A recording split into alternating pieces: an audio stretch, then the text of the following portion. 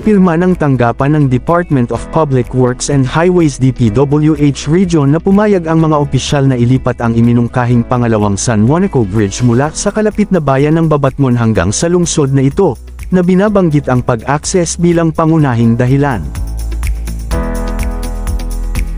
At bago natin ituloy, kung ikaw ay bago pa lang sa aking YouTube channel ay huwag kalimutan mag-subscribe at i-click na rin ang bell icon para lagi kang updated sa mga bago kong upload video. Nabanggit ang mga ulat mula sa DPWH Unified Project Monitoring Office.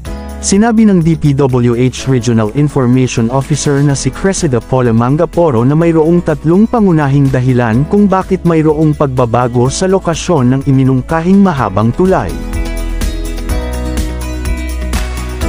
Una ay ang pag-access sa two-way traffic, kung ang bagong tulay ay malapit sa umiiral na isa. Ang isa pa ay inilaan para sa Leyte-bound vehicles, habang ang isa pa ay inilaan para sa mga Samar-bound vehicles, sinabi ni Mangaporo sa Philippine News Agency sa isang pakikipanayam sa telepono. Ang pangalawang pagsasaalang-alang ay ang pagpapanatili ng tulay. Kung ang tulay ay matatagpuan malapit sa umiiral na isa, ang mga aktibidad sa pagpapanatili ay mas madali dahil may mga istasyon ng pagpapanatili ng operating sa parehong mga panig ng Leyte at Samar ng umiiral na tulay ng San Juanico.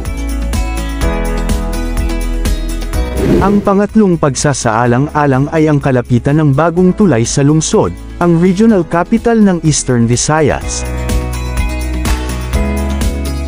Sa ilalim ng lumang panukala, ang pangalawang San Juanico Bridge ay tatawid sa Jan Batas Channel, isang bahagi ng San Juanico Strait na naghihiwalay sa dalawang pangunahing isla ng rehiyon.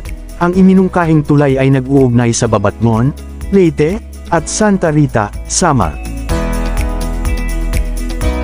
Sa bagong panukala, ang bagong tulay ay matatagpuan lamang ng ilang metro mula sa umiiral na nagkokonekta sa Tacloban at bayan ng Santa Rita.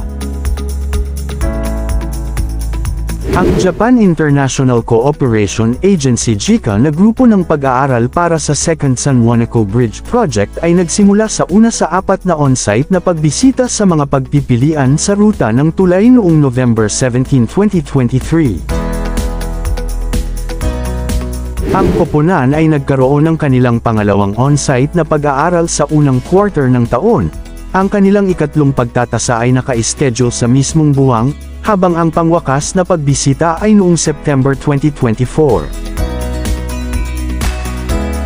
Inaasahang makabuo ang mga eksperto sa kanilang pangwakas na ulat sa pag-aaral ng pagiging posible ng maaga noong December 2024, walang data sa mga pagtatansya ng gastos sa proyekto na pinakawalan ng DPWH. Ang konstruksyon para sa pangalawang San Juanico Bridge ay inaasahang mag-kick off ngayong 2025. Ang mga opisyal ng Eastern Visayas ay nagtulak para sa pagtatayo ng isang alternatibong tulay dahil sa pagkasira ng kondisyon ng umiiral na tulay at ang pagtaas ng trapiko.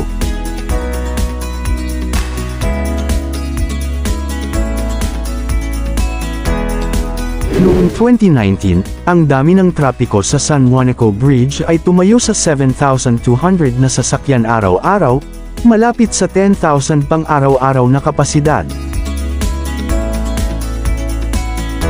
Sa 2030, inaasahan na tataas sa 10,900 araw-araw, higit sa limitasyon nito, at 15,900 sa pamamagitan ng 2040.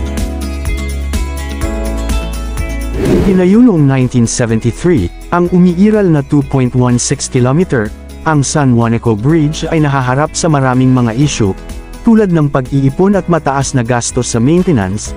Ang tulay ay bumubuo ng bahagi ng nautical highway ng bansa na nag-uugnay sa Luzon sa Mindanao.